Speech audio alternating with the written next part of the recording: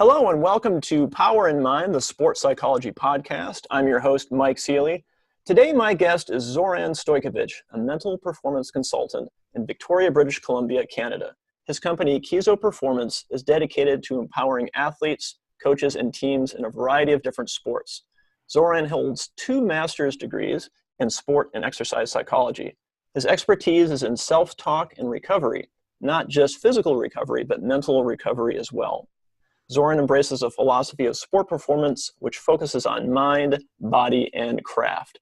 His vision is to educate and empower people to get the most out of their performance, not only to perform at their best, but also to be happy in their lives and with who they are as a person.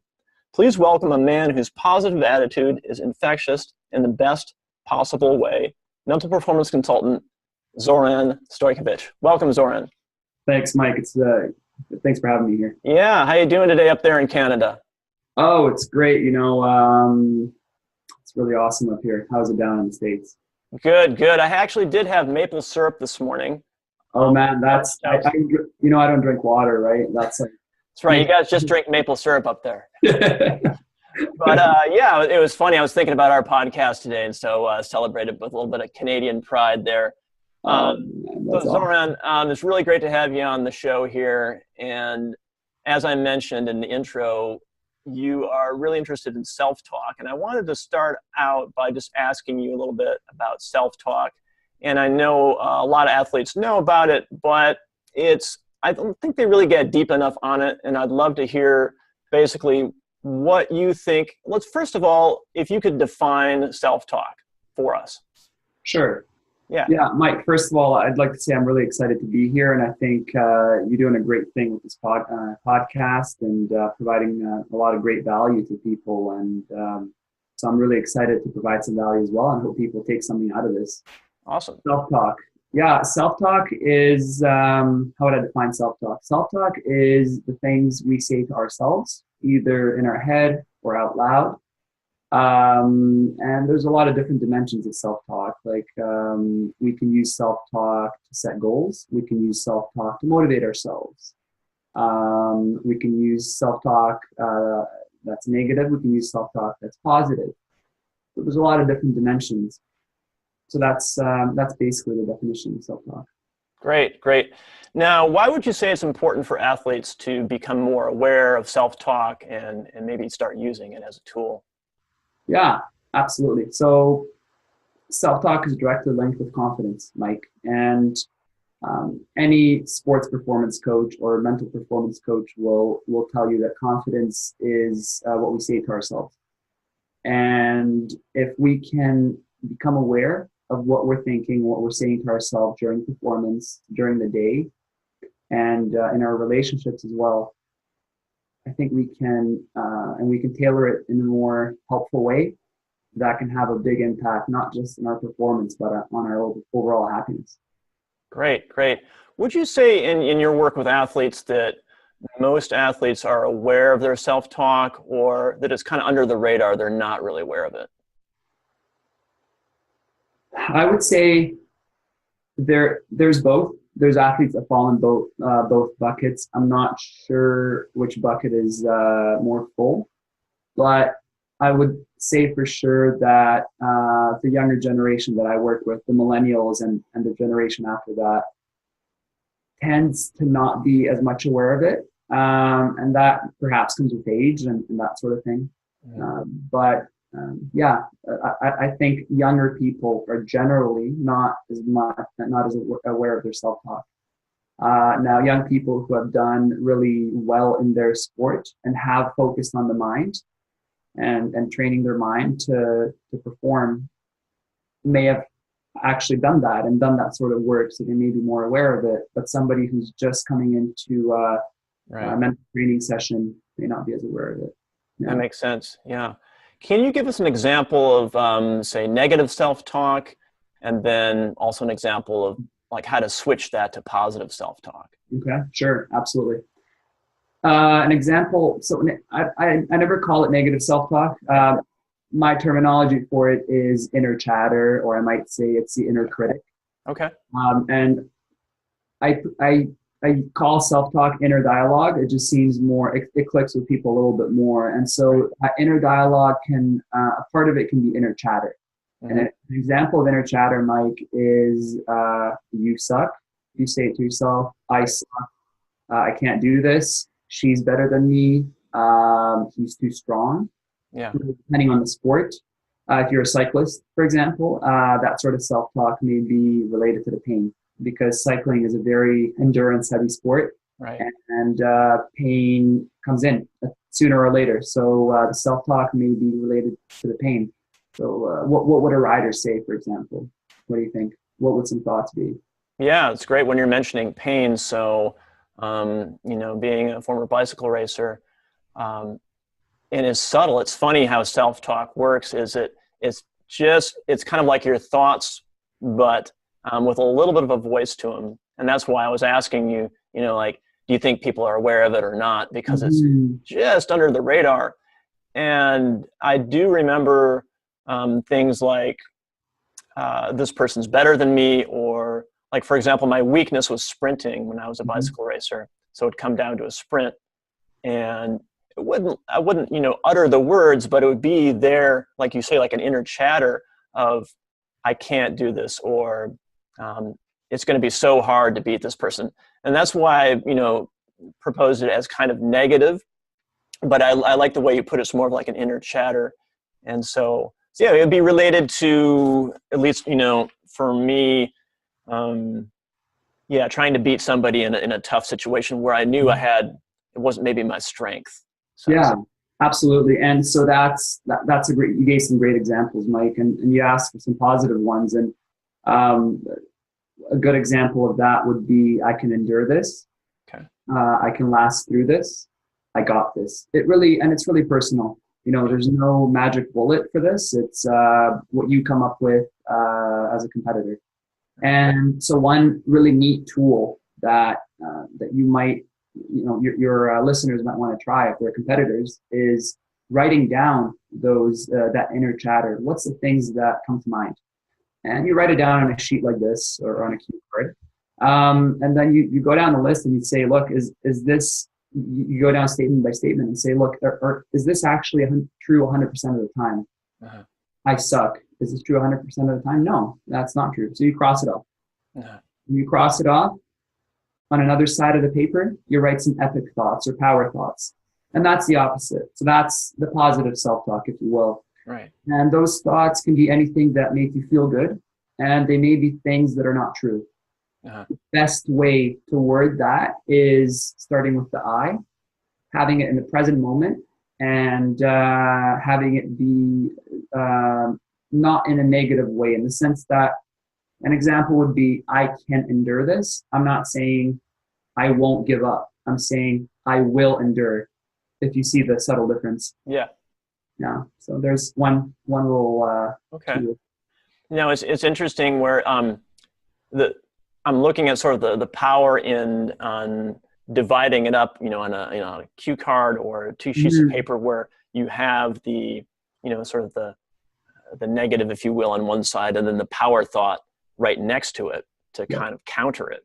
Yeah, exactly. Yeah. So what happens, Mike, in competition is the inner critic will come in. It's like a little bird that comes, sits on your shoulder and takes a little poop. Right. And it's more than that sometimes. So then what you got to do is you got to shoo it away. Right. You're sitting on the fence over there and you're like, oh man, that bird's still there. And I know it's watching me and I know it wants to come back and sit where its spot is. So the more you shoo it away, the more it stays away. And then maybe it returns a month later, and then maybe it's like a year later.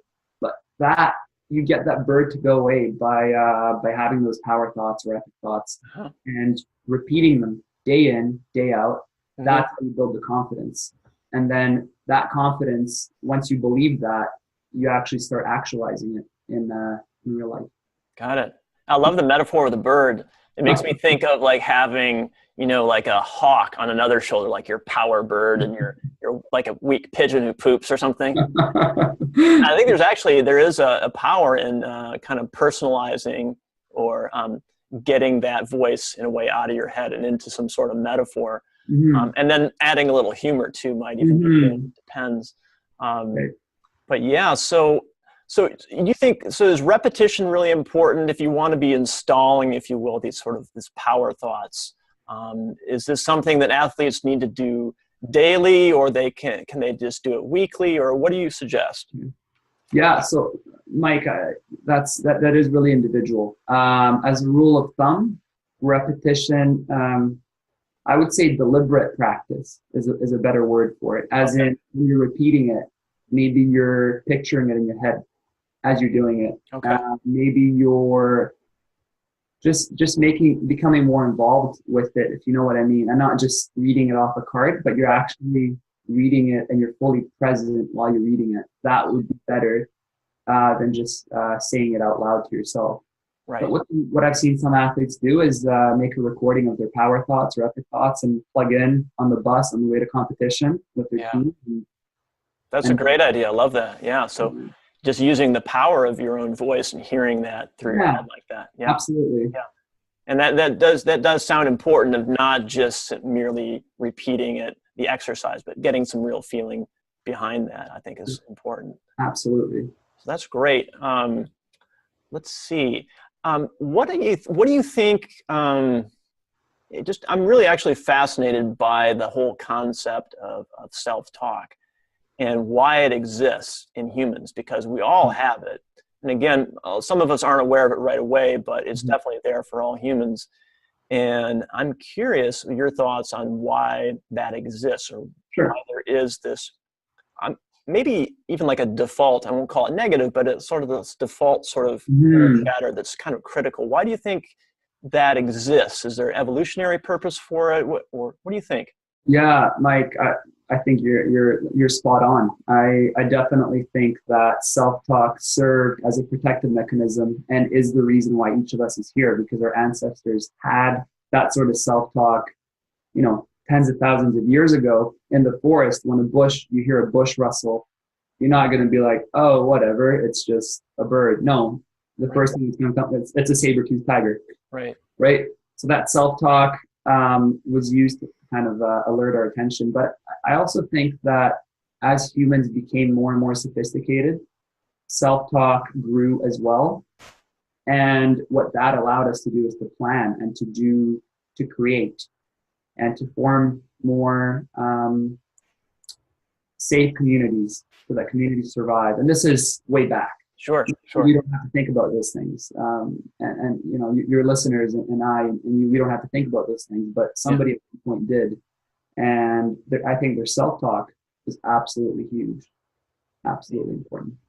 Yeah, what's amazing to me is to think about how, everyone has this sort of executive capacity to change their self-talk, change their evolutionary kind of default, if you will. Yeah. I think that's just amazing. That's why, talking with you about this and just the power of that, of self-talk, and being able to install these programs almost into your head, so that when you're in a tough situation in your sport, you do have these sort of anchored power thoughts that are actually triggered by the weaker thought. Yep. And that's why you're saying, when you have them split on a piece of paper, like you said, you notice the bird, right? You go, oh, I remember you, bird. And that bird, or that sort of negative self-talk, will actually trigger and activate the power talk. Absolutely. You pair it with that. So what's beautiful is when I see athletes kind of blow at the bird, if you will, in a metaphorical kind of way, or wink at or smile when that inner critic jumps in, and have a response to it. I think that's absolutely great. Yeah, amazing work that you're doing. So Zoran, I wanted to also ask you about recovery, and I've been reading some of your stuff about recovery, and it's something that you seem to really focus on. And I'm wondering, for you, do you think that athletes in general don't spend enough time on recovery, and not just physically, obviously, but that sort of the mental recovery? Do you think that most of the athletes you work with need more recovery? Yeah. Absolutely. I think recovery is way underrated. I think athletes do not know how to recover. And I think perhaps some don't see a value in it. And to really get to that elite level, as you said, we got to work on the mind, the body, and the craft. Right. There is something at the center of that as well. But recovery definitely falls under body and mind. And just having those ways to recover. And maybe some of those ways are 10, 15-minute bursts you could throw in throughout the day. And sometimes you have to schedule them in because we're all busy. We're always on the go. Young athletes are very under a lot of pressure. There's a lot of pressure in school and from parents and peer groups as well. There's a pressure on body image, and a lot of it comes from social media. And so that's challenging. What I'm saying is the battery becomes drained, and our human battery empties as the day goes along. And what I've realized is that, what I've come to understand is that recovery is important, but actually doing it is important and finding what works for us. So the way you recover may not be the same as the way I like to recover. Personally, I like to read a good book. I like to, sit, get screen-free time, go for a walk, or watch a movie, depending. And the beauty of recovery is, if you continue with the analogy of a battery, there's 3 types of batteries. The AAA batteries, which is the tiny ones. I don't have one in my desk, but it's the really tiny ones that go into a remote, perhaps. Those sort of recovery strategies are 10 to 15-minute bursts that you can throw in your day. You have AA batteries, which would go into a bigger remote. So that's like the regular ones that are most used. And that would be a day away with the family, a picnic with your loved one, a date night, a movie night, that sort of thing. And then the biggest batteries, the single A batteries, are a weekend away, a week on vacation, and those sorts of things. The bigger chunks of time where we're not involved with our work, with our craft, whatever it is, and we're plunked into a different environment. Okay, so I like how you say that you actually need, or athletes need to schedule this into their routine and actually expect that the battery is going to get drained no matter how tough you are. You're human, and scheduling in that recharge time actually just does need to be scheduled. It sounds like what you're saying. Yeah, absolutely. I'll give you an example. There's a colleague that works with Real Zaragoza, and that was a Spanish Division II team. I'm not sure what division they're in now. What he showed me is the recovery protocol for the athletes, and they have it down to like a 15-minute segment, as in they do recovery before the game. They have recovery at halftime. This is a soccer team. Recovery during halftime, and then recovery after the game, and the next day after the game. And it's all scheduled in. So I definitely think for anybody, and I don't think this is only athletics. I think this is for anybody who wants to be a high performer in life. Right. And it's interesting in working with really high performers. There's that strong drive that they have. And I imagine you as a coach might even get some pushback from high performers, be them athletes or business people or what have you, of, I don't need to schedule in this recovery. I'm fine. I got this, But what you're saying is, elite soccer teams, elite teams, athletes really know the importance of recovery and being proactive about it, and that there's measurable results to engaging in that recovery. Yeah, great. Sorry to interrupt you. One thing that's gotten a lot of attention recently is mindfulness, and there's a lot of great apps out there. And mindfulness is a way to train attention and training, and what it essentially is being present in the moment without judgment, and being present with awareness. And that can be trained. We used to think that the software couldn't be changed and that we can only change our hardware. But now we've come to understand that, you can change the software as well. We can change attention and increase our attention span. And what that links with is the recovery. I really do believe that mindfulness can be one of those AAA batteries, those 10-minute bursts, 5-minute bursts throughout the day, to just step away from everything and just focus on that sort of thing. Right. So it's not just the physical recovery, it's the mental recovery. Yeah. So you're saying if you get in this mindful state and Sure. just really just chill out and you're focusing really on your breathing or whatever, is almost like there's a mental battery and a physical battery, but they're both connected. So I mean, you can when I think of, say, physical recovery for an athlete, traditionally, this is, back in my day, we didn't really even talk about sports psychology, but I think of physical recovery and take a nap, just, rest, just kind of do something less physically active. But we're also finding out that, as you say, mindfulness and kind of recharging the psyche, if you will, is also really important too.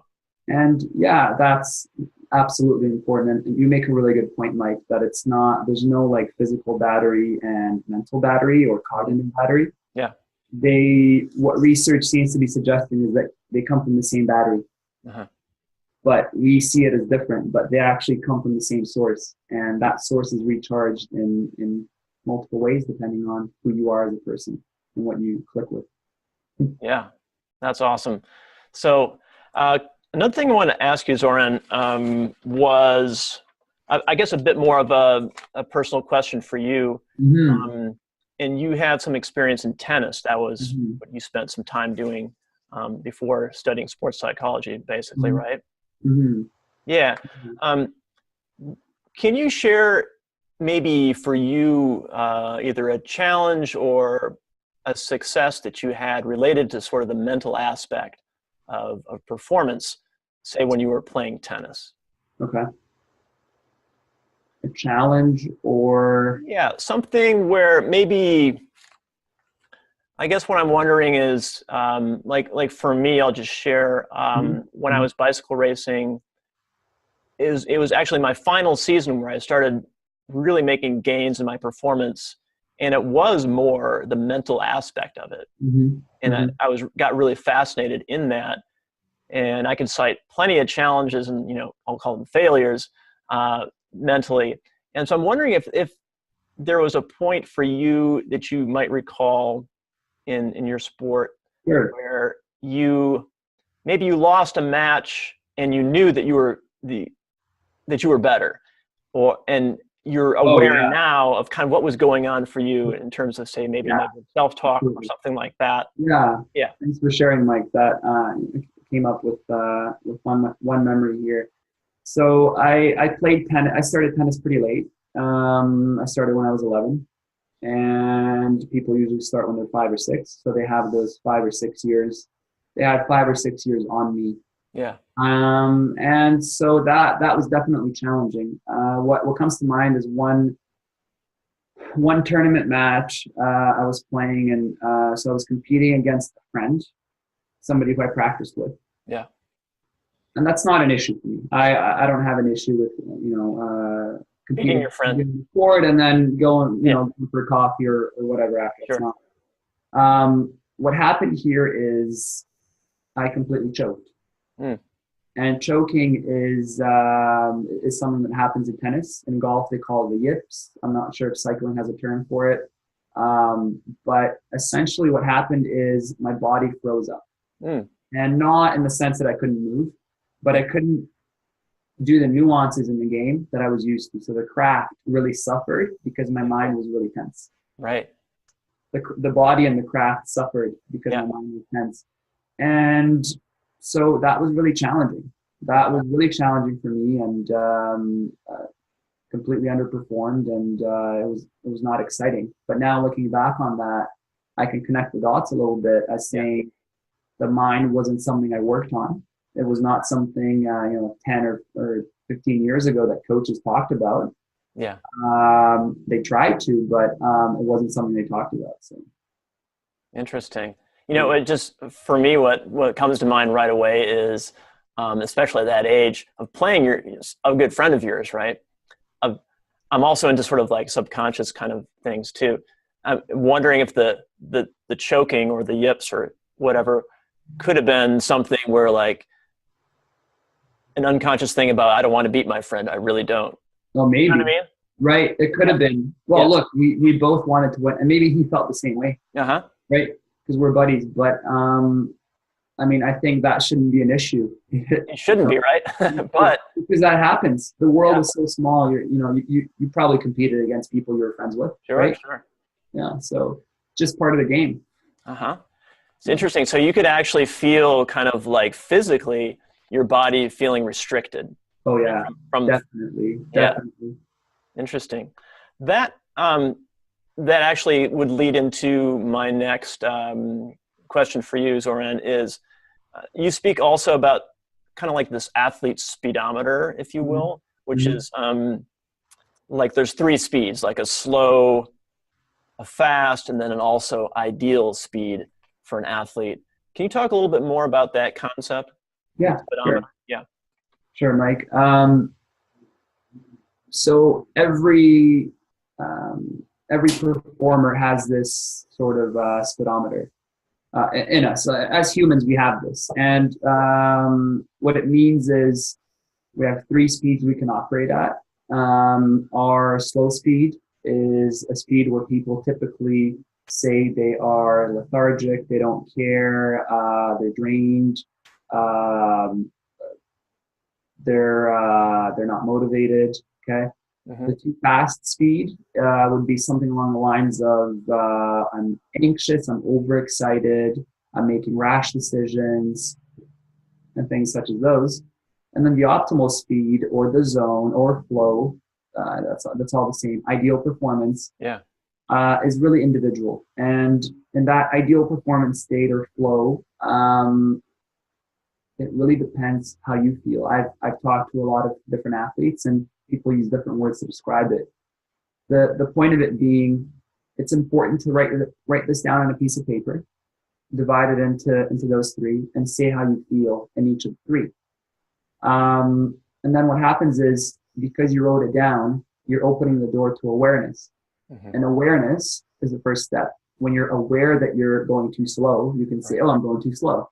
The next step is to have specific strategies to go from too slow to ideal, and then too fast to ideal, to sort of step off the gas pedal, if you will.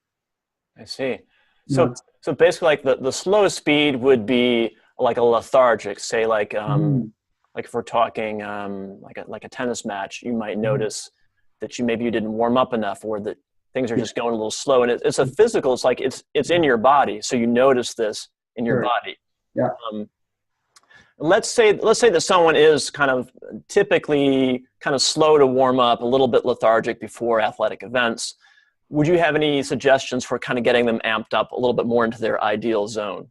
Yeah, absolutely. There's a couple of things you can do, and this is just a couple of suggestions. There's a ton of different ways to do this. I'm going to give you 3.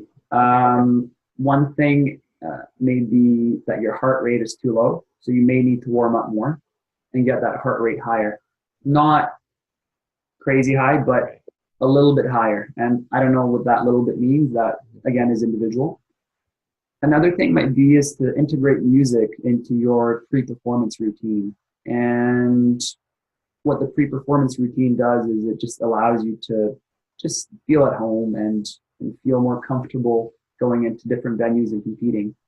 And because it's something familiar.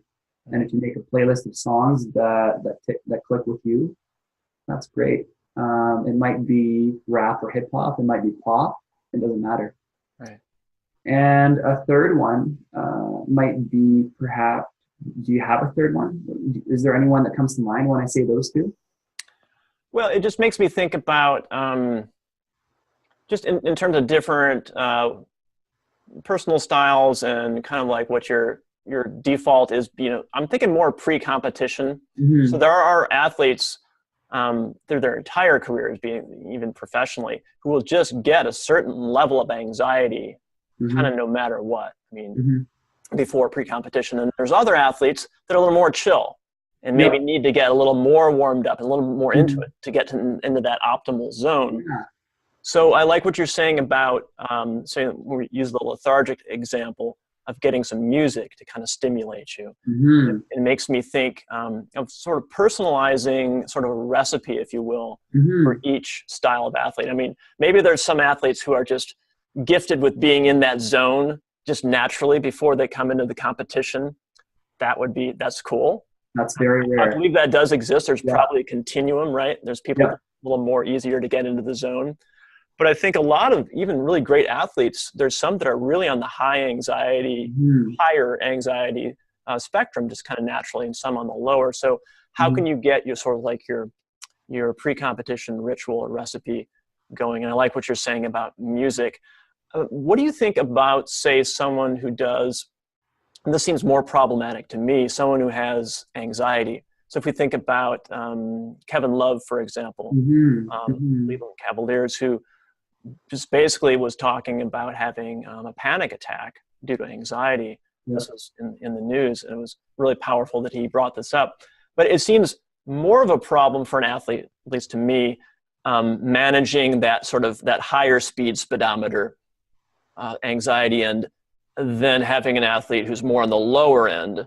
Yeah. You know what I mean? Like, Sure. it seems like more of a problem if you're having to manage like the speedometer jacked over to here. Yeah. And do you have any suggestions, or have you worked with athletes that have had more higher speed problem before competition? Yeah, absolutely. I have. Yeah. That's athletes who tend to be, fast on the speedometer. I have worked with them, and some things that those athletes have tried is having a pre-competition routine. So again, we're looking at the moments before competition, the hour or the 30 minutes before competition, and plunking in some breathing, and not doing it properly, and learning the mechanics of breathing properly. And there's a lot of resources out there to do that. And another one might be doing some visualizing and just sitting down and just picturing ideal performance and just picturing what you want to do, and that would be awesome. And the third one would be more calming music. So music can be used to amp you up, but music can also be used to relax you. Right. An example of more calming music would be perhaps music that is instrumental. So the classical music, the Beethoven, Bach's, Chopin's, and those sorts of artists. Right. I like that. Yeah. Yeah. I just had a thought, Zoran, and it was about, I remember there used to be this bike racer, and we would warm up, and he would always warm up alone. Mm-hmm. And we kind of, gave him crap about it. It's like, he's got to do his routine, right? But he was a great racer, and he didn't like to warm up with his buddies and chat and joke. He did his own like little thing, and that was just the routine. And I think it's important, I would think, for athletes and teammates and coaches to kind of respect each person's sort of pre-competition ritual, because that's very personable, And Mike, definitely, I've worked with college teams, and in every team, there is what good coaches do is, as you said, they do a group warm up, and they have a group briefing, and then they're given 10 minutes to do whatever. Okay. Some people like to stay in the locker room and chat and whatever. It doesn't matter. But some people, as you said, like to go away and be on their own. And that's really important for coaches and for academy managers to realize.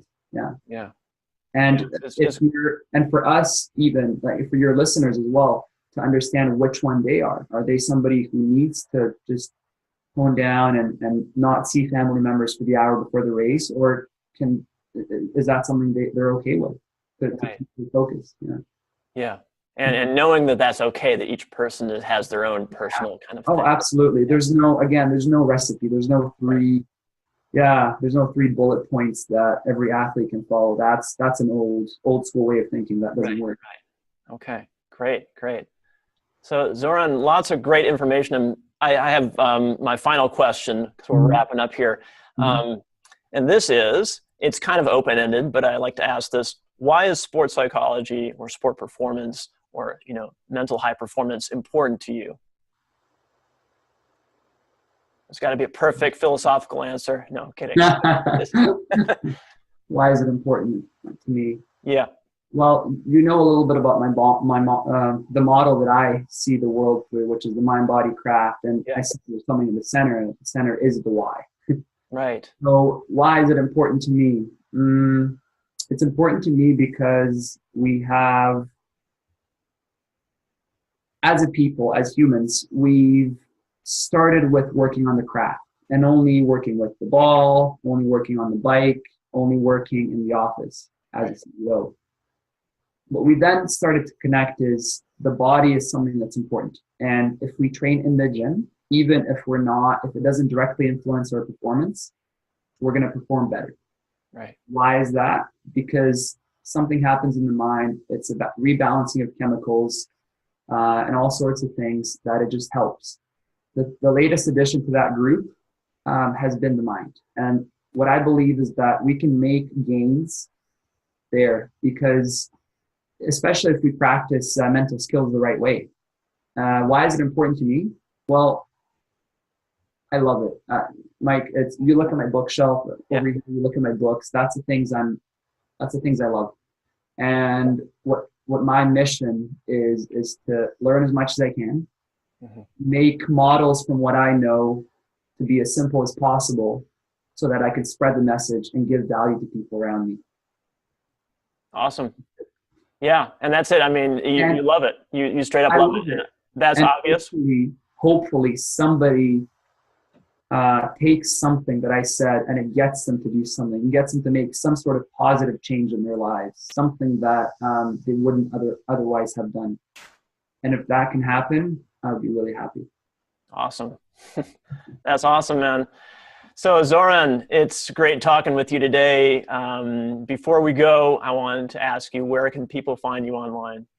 Yeah, so I'm on all the social media platforms. Okay. I'm most active on Instagram. So my Instagram is at KIZO Performance.